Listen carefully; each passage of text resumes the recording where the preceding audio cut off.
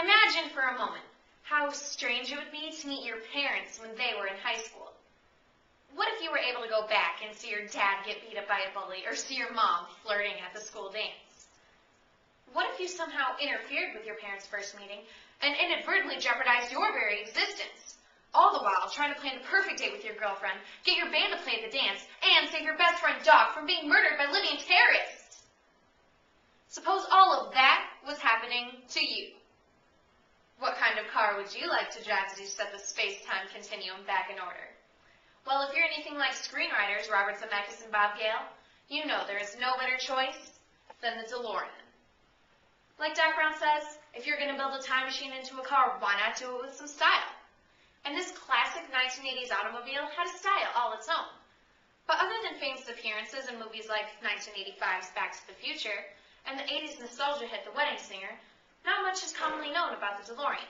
For instance, who is the engineering mastermind behind this one-of-a-kind sports car? Other than its trademark gull-wing doors, what makes this car so special? And, most importantly, where can I buy one? Well, I'm here to answer these questions and more as we take a journey back in time and meet a man named John Zachary DeLorean. So with the time circuits on, the flux capacitor fluxing, and the engine running, let's see if we can get this baby up to 88 miles per hour. John DeLorean was born in Detroit in 1925. He worked briefly for Chrysler, Packard, and Studebaker before finding a home in the Pontiac division of General Motors. While at Pontiac, DeLorean was instrumental in relieving the company of the stigma that they only produced cars for old ladies, as he introduced the world to the first muscle car, the Pontiac GTO. This success earned him a promotion to Chief of Engineering for the whole Pontiac division, and in 1972, he was made Vice President of the entire General Motors line. Surprisingly, less than a year later, DeLorean resigned in order to form his own luxury sports car company. John had made several famous friends during his rise to the top, so he was able to combine his own fortune with that of wealthy investors, including Johnny Carson and Sammy Davis Jr. On January 21st, 1981, the first DeLorean DMC-12 rolled off the assembly line. Like Doc Brown says, if you put your mind to it, you can accomplish anything. And John DeLorean's one-of-a-kind vision really is a driver's dream come true. Let's take a closer look at what makes the DMC-12 a truly unique vehicle. The first thing you'll notice are the gull-wing doors, which open up, a futuristic detail that makes this car look like it belongs in space rather than on the road.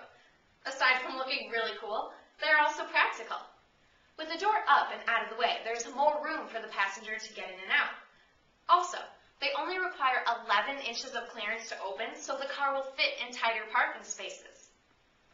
The second thing you might notice is that the car only comes in one color. In fact, it's not a color at all. The fiberglass body of the DeLorean is actually plated in shiny stainless steel. There is no paint on the car. This polished appearance gives the DeLorean a unique look that will never rust. There are also many other oddities that you may not notice at first glance. For instance, the engine is in the rear. This gives more weight to the rear drive wheels. So what's under the hood? The trunk, of course. Also, the fact that this car was manufactured exclusively in Ireland is extremely rare, especially when you consider that it was designed for the American market with the driver's seat on the left. So, how does the story end? With a lightning bolt at the clock tower and everything back to the way it should be? Not quite. Sales for the first model year were very strong. With a few minor modifications, the Irish factory pumped out a second model year in 1982. But taking on major car companies like Ford and GM can be an expensive task. DeLorean was running out of money. Strapped for cash, he was convinced by a friend to engage in a shady but profitable business deal. Unfortunately, this business deal turned out to be cocaine trafficking, and his friend turned out to be an undercover FBI agent. Although DeLorean was found not guilty due to entrapment, his legal defense left him nearly bankrupt, and with his company's name dragged through the white mud, the DMC-12 ceased production in 1982. But our story doesn't quite end there. DeLorean sold the remaining vehicles in a huge warehouse of replacement parts to a closeout company, who in turn sold them to a Texas auto retailer who continues to sell them to this day. Via the company's website, You can order a brand new DeLorean completely assembled from original replacement parts. It really is like a time machine. A 1982 sports car, fresh from the factory. Despite the fact that you can still buy one, the DeLorean will forever be known as a symbol of the 1980s. The cars were featured in movies, in President Reagan's speeches, and in the dreams of every kid who wanted to live like a rock star. The DeLorean's original advertising slogan was, "Live the dream." And the DMC-12 allowed thousands of people to do just that.